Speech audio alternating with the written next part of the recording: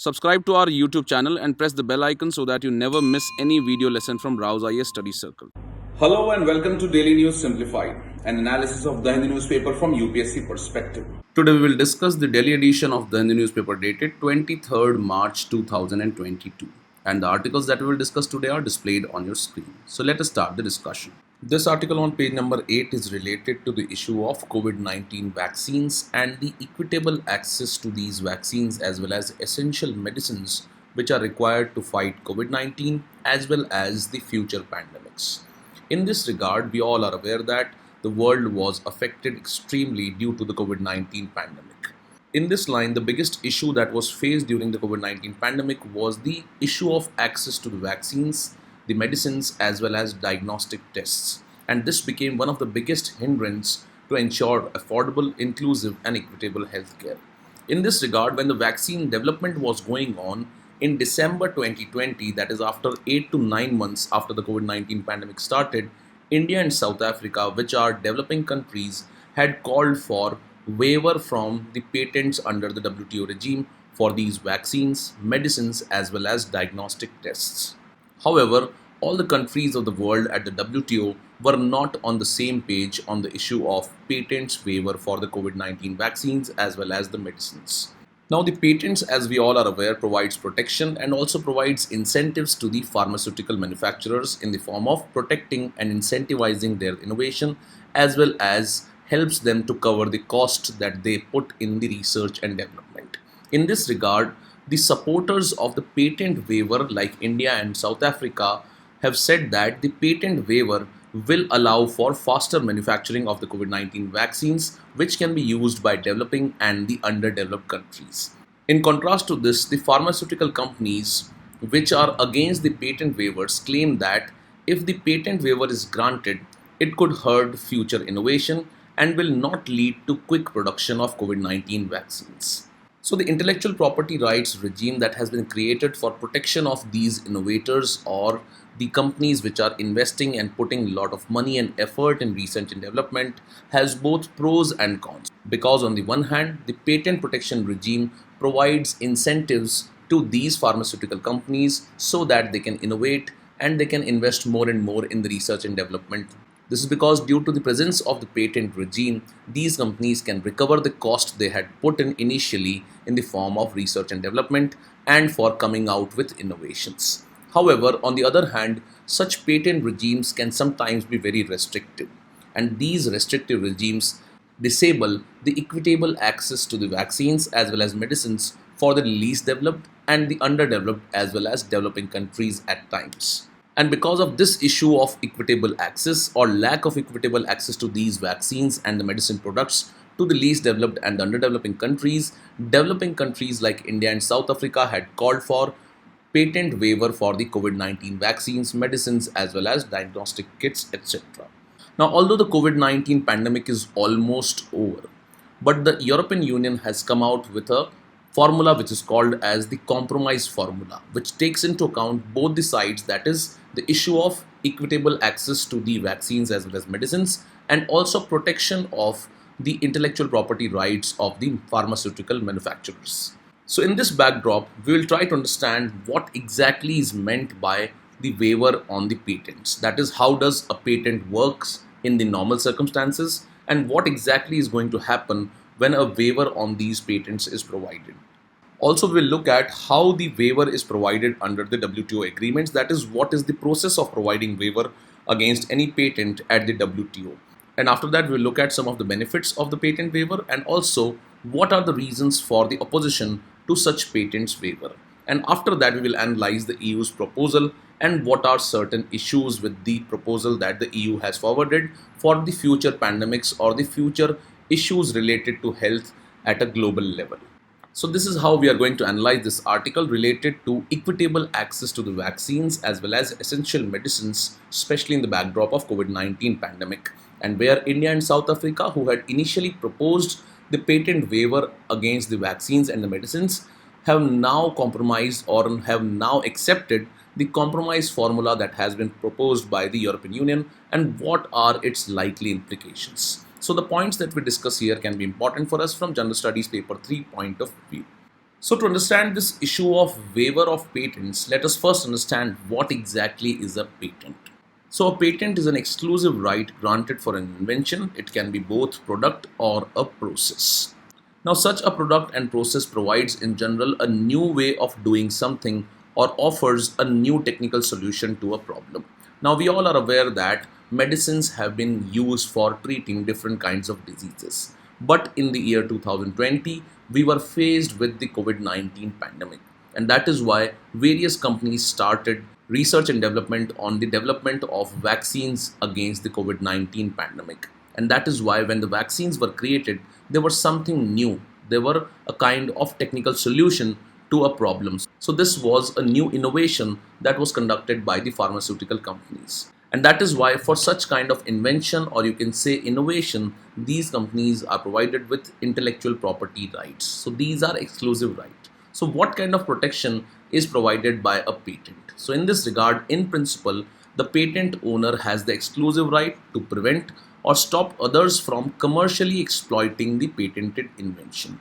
In other words, patent protection means that the invention cannot be commercially made, used, distributed, imported, or sold by others without the patent owner's consent. And this exactly is the issue related to the COVID-19 pandemic and the vaccine development and the patents that have been provided to these vaccines. So on the one hand, we are concerned about protecting the rights of the pharmaceutical companies for the innovation and the research and development that they conducted in the development of these vaccines. And on the other hand, we are concerned about the access to these vaccines for some of the least developed or the underdeveloped countries. And if you are aware, the new variant of COVID-19, Omicron, had developed in South Africa, which has one of the least vaccination rates. And in general, African continent has lesser access to the COVID-19 vaccines because of underdevelopment, etc. And that is why this issue was raised by India that a waiver should be provided against such patents so that the access to the vaccines can be increased to these underdeveloped countries. So how does a waiver on patents works? So what happens in normal circumstances?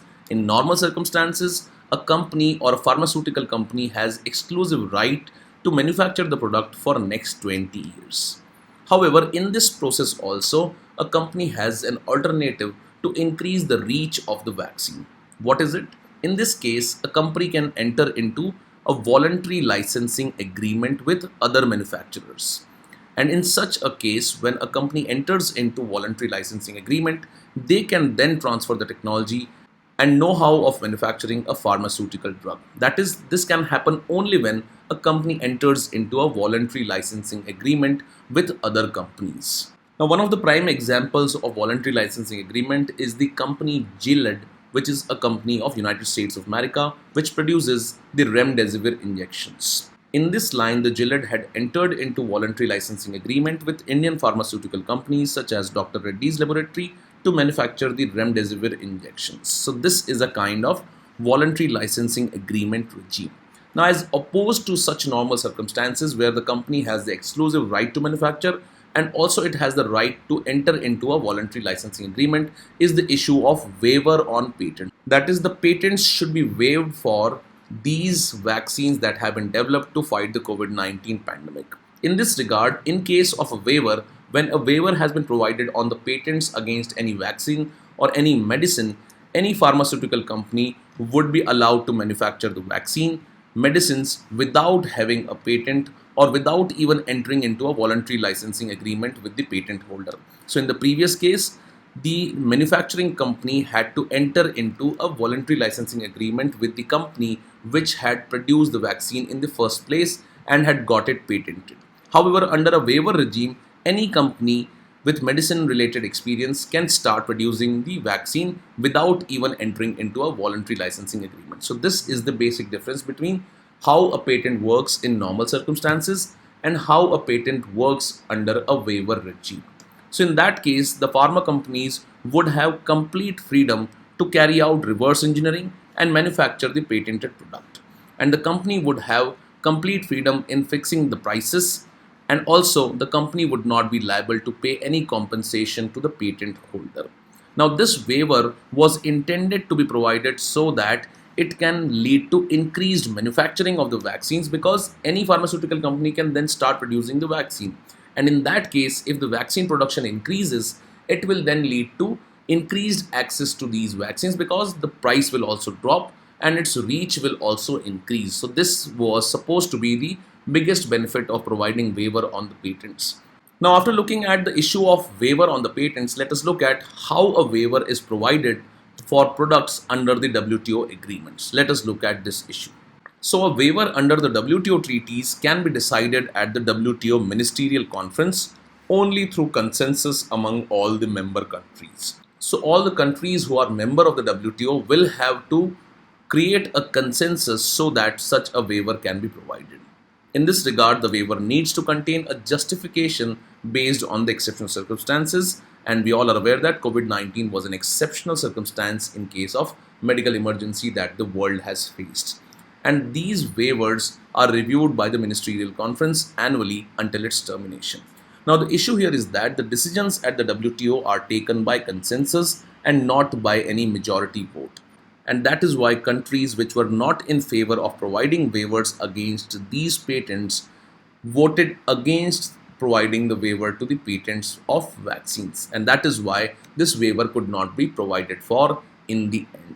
And we all are aware that India and South Africa were the leading countries which proposed the waiver on the vaccines, because India is also one of the biggest manufacturers of the vaccine, and so that it would have helped the manufacturing companies related to pharmaceuticals in India to produce more number of vaccines and export them to the underdeveloped countries like the African countries. However, this did not get passed because it was opposed by various countries, and that was primarily because the decisions at the WTO are taken by consensus. In this backdrop, let us first understand what exactly are the benefits of patent waiver. So first and foremost benefit of patent waiver, or the supporters of the patent waiver say that it will be crucial in saving lives, especially during the COVID-19 pandemic and also in case of future pandemics. So in this regard, the technological breakthrough that has been achieved in the form of vaccines or the medicines has mainly benefited only the developed countries. And in this background, a patent waiver could provide for equitable and inclusive approach to deal with the COVID-19 as well as future pandemics. Second is that it helps in promoting the public funded research. How is it so?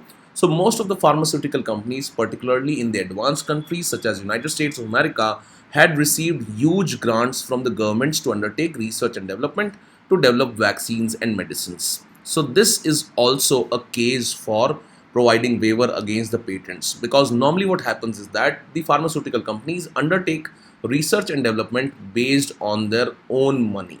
But in this case, the USA's government had also invested or provided grants to these pharmaceutical companies to conduct research and development to develop the vaccines. And that is why a significant chunk of the research and development expenditure was also incurred by the governments. And that is why, because the government is providing grants to these companies, it would be prudent to provide for temporary waivers on the patents. Further, it is one of the best bet to fight the pandemic. That is, it will promote global cooperation to fight the crisis. Second is, it will ramp up the production of vaccines, medicines, and will flatten the curve. And third is, it will lead to equitable distribution of the vaccines and also will be very helpful in availability of vaccines at an affordable cost. And last but not the least, it will help in saving livelihoods, because the impact of pandemic has been such that 1.4% of the global population was pushed into extreme poverty, and 90% of the countries in the world faced GDP contraction.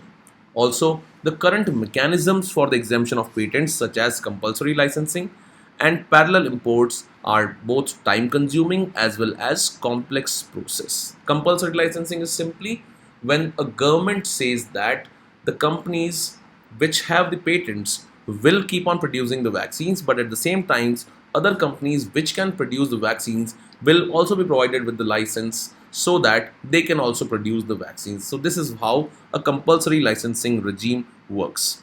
Further, if a company that has been provided with the patent for a vaccine or a medicine, and if it is not able to produce more number of vaccine and a country is facing the issue of pandemic or any kind of health emergency, then the country can provide for parallel imports. That is, it can lead to import of vaccines from the other countries. That is how the patent right of the company which has patented the vaccine will also be affected.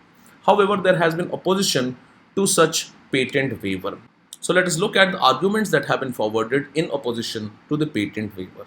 Now, in this regard, pharmaceutical companies and some of the advanced economies believe that a temporary waiver is a simple solution to a very complex problem. That is, a waiver will not actually lead to increase in production or decrease in the prices and can end up affecting the interest of the global community at large. In this regard, they highlight that the lack of access to the vaccine and the high prices of the vaccines is not just because of the patent regime, but it is because of the bottlenecks in the COVID-19 vaccine production. And if a waiver is provided against patents, it will discourage investment in research and development for undertaking further development in the field of medicines, vaccines, as well as diagnostic. Further, they have highlighted that apart from patents, there are other extrinsic factors which also affect the availability of the vaccines as well as the prices of the vaccines. That is, these factors include availability of raw materials, technological know-how, manufacturing capacity, and these are the factors which are also hindering the increased production of the COVID-19 vaccines as well as the prices of these vaccines. Further, there is complexity in manufacturing of the medicines and vaccines, and not all companies are capable enough to produce these vaccines. And this complexity in manufacturing of medicines and vaccines prevents the pharma companies from entering into voluntary licensing agreement with the pharma companies in poor and developing countries.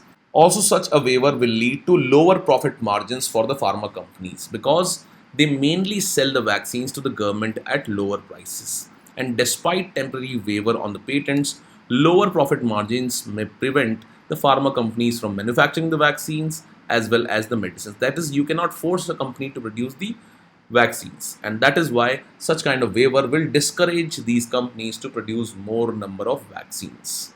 Also, issues have been highlighted related to problem of quality control. That is, if waiver is provided and other companies are also producing or less capable pharma companies are producing these vaccines, the vaccine which is produced might not be of a great quality.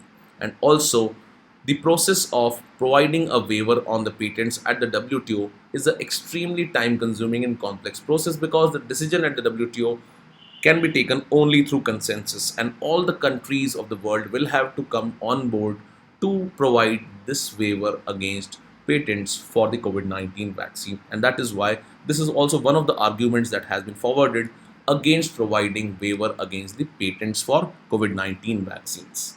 So then what exactly is the European Union's proposal which has been highlighted or termed as a compromise formula? So this formula basically rejects waiver on the patents, which was first argued by India and South Africa that such a waiver should be provided on the patents. So in the first place, it has rejected the idea of waiver on the patents. Instead, it has put forward the idea of compulsory licensing of the vaccine. That is, countries should provide compulsory licensing to the other pharmaceutical companies of the country to produce the same vaccines.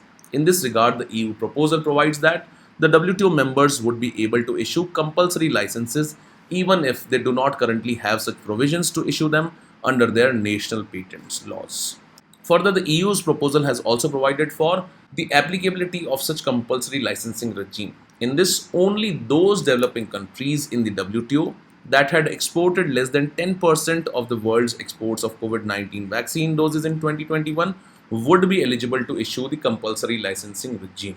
But there are certain issues with the EU's proposal. First is that the least developed countries would not be able to issue compulsory licensing because they are already having issues related to the production, plus their companies are not capable enough to produce these vaccines. And only the EU's proposal provides that only the developing countries with such and such criteria can only issue the compulsory licensing. Also, this might lead to poor coverage. That is, the waiver proposal included a waiver on all the vaccines, medicines as well as medical equipment. However, the EU's proposal is limited to compulsory licensing only for vaccines and not for the medicines or medical equipment.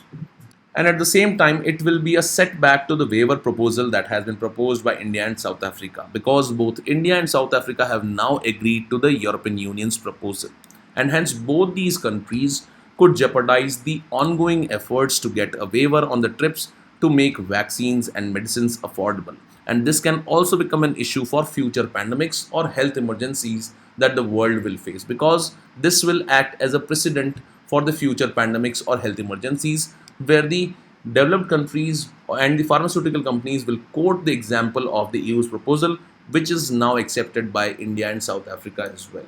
But in this line, a third proposal has been provided, or a third alternative has been provided. That is, there is a need to encourage the pharmaceutical companies to enter into more number of voluntary licensing agreements with the pharma companies based in poor and developing countries. This was what we discussed at the beginning. That is, in normal circumstances, the patent exists with the company which has got the patent for the vaccine. However, this company can enter into voluntary licensing agreements with the companies that are existing in developed or the poor countries, and these companies can then produce these vaccines. And a prime example of that is AstraZeneca, which had entered into a voluntary licensing agreement with the Serum Institute of India to manufacture Covishield vaccine. And in this line, AstraZeneca can enter into more number of such voluntary licensing agreements with other pharmaceutical companies in India as well as other countries, and this can become a very important alternative or a model for increasing the reach of the COVID-19 vaccines as well as medicines and medical equipment. So this is the issue of waiver of patents against the COVID-19 vaccine. With this, let's take up the next news article now. This article on page number 8 talks about the need for the creation of an Indian Legislative Services, or ILS. Now, in this context, the Article 98 of the Indian Constitution provides for the creation of separate secretariats for Lok Sabha and Rajya Sabha. And that is why the author here argues that using Article 312, an All India Legislative Services should be created to serve across the legislative bodies. So in this article, we'll try and understand the functioning of the Secretariat of Lok Sabha and Rajya Sabha, that is, what are its functions, what are the functions of the Secretary General, and what exactly is the news context that this new creation of Indian Legislative Service has been proposed.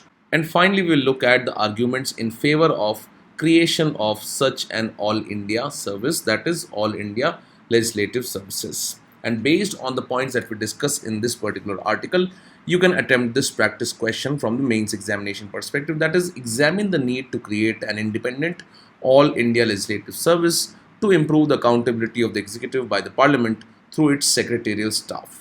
Now, this issue related to the Secretariat of the Lok Sabha and the Rajya Sabha and the Secretary General of the Lok Sabha and the Rajya Sabha has come into news because of appointment of Dr. PPK Ramacharyulu as Secretary General Rajya Sabha in September 2021. Now, the unique thing about the appointment of Dr. PPK Ramacharyulu was that he is the first ever Rajya Sabha Secretariat staff who was appointed as the Secretary General of Rajya Sabha by the Chairman of Rajya Sabha in September 2021. Now, this appointment was unique because the appointment of secretarial staff as the Secretary General is generally not the norm. This is because usually members from the civil services, that is IAS, Indian Revenue Services, etc., are appointed to the post both in the Lok Sabha and Rajya Sabha. And that is why this was a unique moment where a secretarial staff was appointed as the Secretary General of Rajya Sabha, and that is why the author has argued for the creation of an All India Legislative Service. In this regard, let us look at the Articles 98 and 187 and what they talk about. So the Article 98 talks about the Secretariat of Parliament. In this, it talks about each house of the Parliament shall have a separate secretarial staff. However, the Parliament can also create posts common to both Lok Sabha and Rajya Sabha. Further, Parliament may by law regulate the recruitment and the conditions of the service of the persons appointed to the secretarial staff of either house of the Parliament. And until such a law is created for the recruitment, President may, after the consultation with Speaker of the House of the People or the Chairman of the Council of the States, make rules regulating the recruitment, conditions of the service of the person appointed to the secretarial staff of the House of People as well as Council of the States. Similar is the provision that has been provided under Article 187 related to the state legislatures. That is, there also the secretarial staff can be recruited or appointed based on the Article 187. In this regard, if you look at the Secretariat of Lok Sabha and Rajya Sabha, each house of the Parliament has its separate secretariat which functions under the direction and control of its presiding officer. So you can see this secretarial staff is basically as the administrative staff of the parliament of both the houses, that is Lok Sabha and the Rajya Sabha. So the Lok Sabha Secretariat functions under the ultimate guidance and control of the Honorable Speaker of the Lok Sabha, whereas in case of Rajya Sabha, the Secretariat functions under the guidance of the Chairman of the Rajya Sabha, who is also the Vice President of India. In Lok Sabha, in discharge of the constitutional and the statutory responsibilities, the Speaker of the Lok Sabha is assisted by the Secretary General of the Lok Sabha.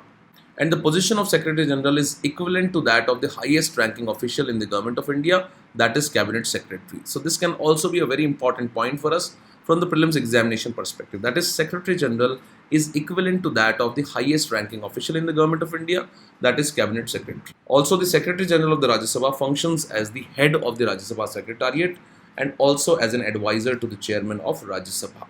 In this background, this brings us to important functions that are conducted by the Secretary General of both the houses. So first and foremost role of the Secretary General of either Lok Sabha or the Rajya Sabha is advising the Speaker or the Chairperson and to the members on all the parliamentary functions and the activities, including all the matters of procedure, practice, etc.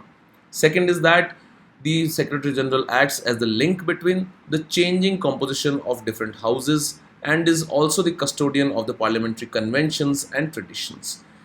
The Secretary General also discharges many legislative, administrative as well as executive functions and acts as the head of the Secretariat and is responsible for its administration, is responsible for maintaining discipline and also is responsible for ensuring the secretarial work of the House and its committees, if it is organized efficiently or not. Further, provides secretarial assistance and staff to all the parliamentary committees also, and also advises them when the parliamentary committees need them. Another function of the Secretary General is issuing summons on behalf of the President and asking members to attend the session of the House. Further, the Secretary General authenticates the bill in the absence of Speaker, sends and receives messages on behalf of the House, receives notices, petitions, documents, etc. Further, issues summons under his signature to witnesses who are to appear before the House or the committees. Also, he controls the finance and accounts of House and its secretariats, circulates lists of business, prepares journals and all these functions. But the main important role of the Secretary General is during the elections of the offices of President of India and Vice President of India. And for the purpose of the elections of the President and the Vice President of India, it has been established practice that the Secretary General of the Rajya Sabha and the Lok Sabha is appointed as the returning officer. So this can also be an important point for us from the prelims examination perspective.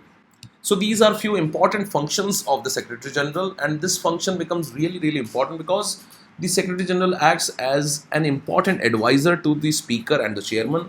The Secretary General also assists the parliamentary committees and is responsible for the overall functioning of the Lok Sabha as well as the Rajya Sabha, and that is why this office of Secretary General in both the houses, that is in Lok Sabha as well as in the Rajya Sabha, is very important.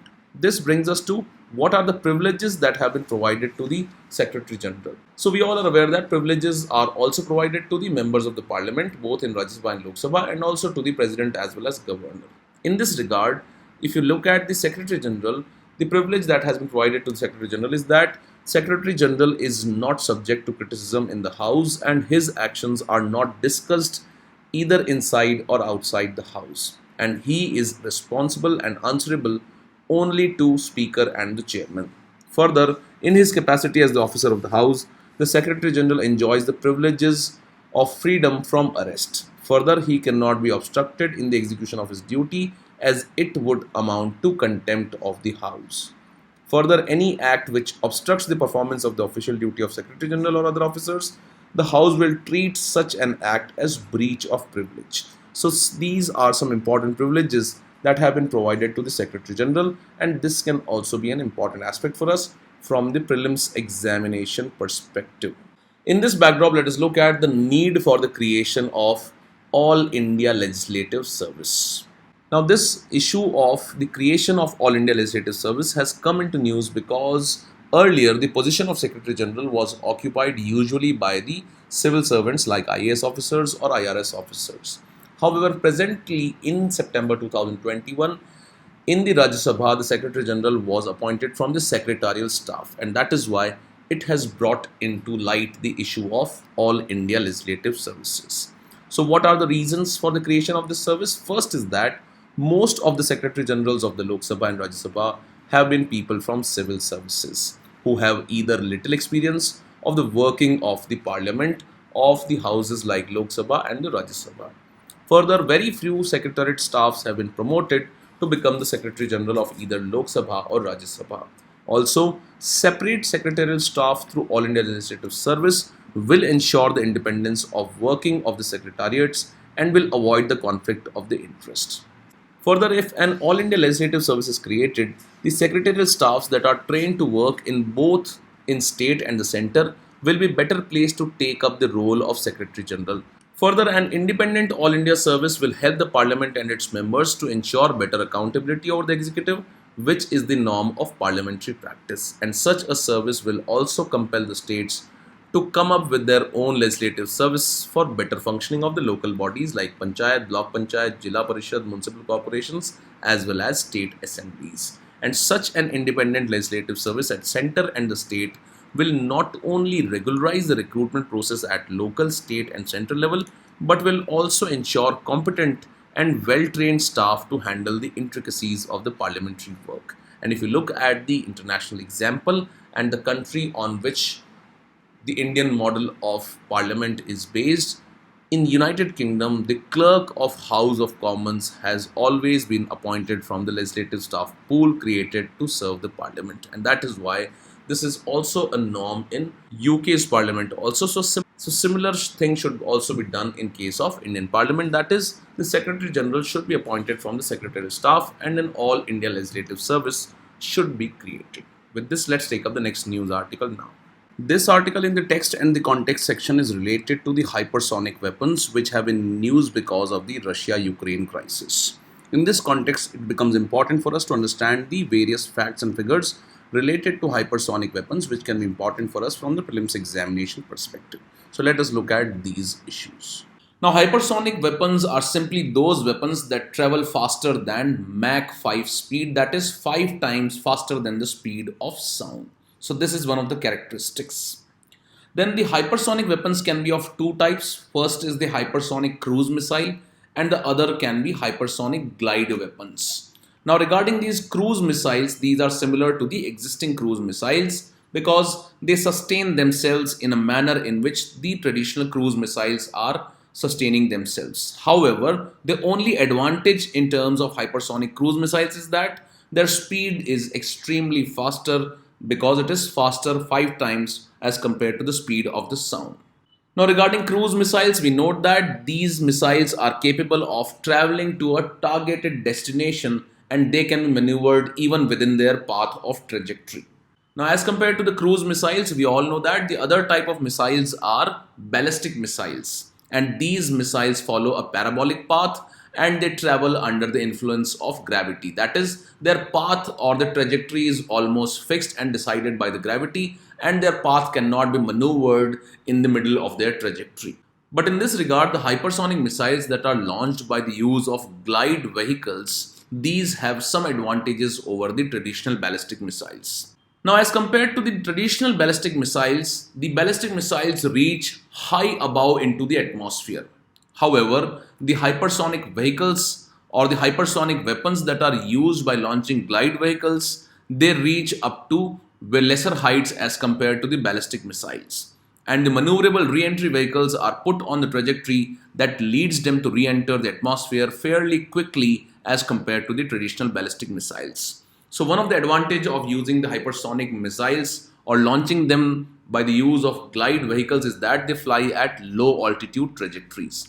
They can also carry nuclear warheads, and the existing advantage over the existing missile system is that they have higher speed as compared to the traditional missiles that are used. Besides the articles that we discussed in today's video, there are two other important articles that are important for us from exam perspective. First is the National Land Monetization Corporation, and this was proposed in the budget of 2022-23. And various aspects of National Land Monetization Corporations have been covered in the budget discussion video by Baswa sir. So you can go through the budget discussion video and understand the different aspects of National Land Monetization Corporation. Besides this, there is a news article on page number 1 which is related to the unification of municipal corporations in Delhi. And we have already discussed this issue at length in the DNS of 11th March 2022. So you can go through this DNS video, that is just the DNS of 10 days back, and you can try and understand the different aspects related to urban municipal bodies or urban local bodies. With this, we conclude today's discussion, and this is the question for the day.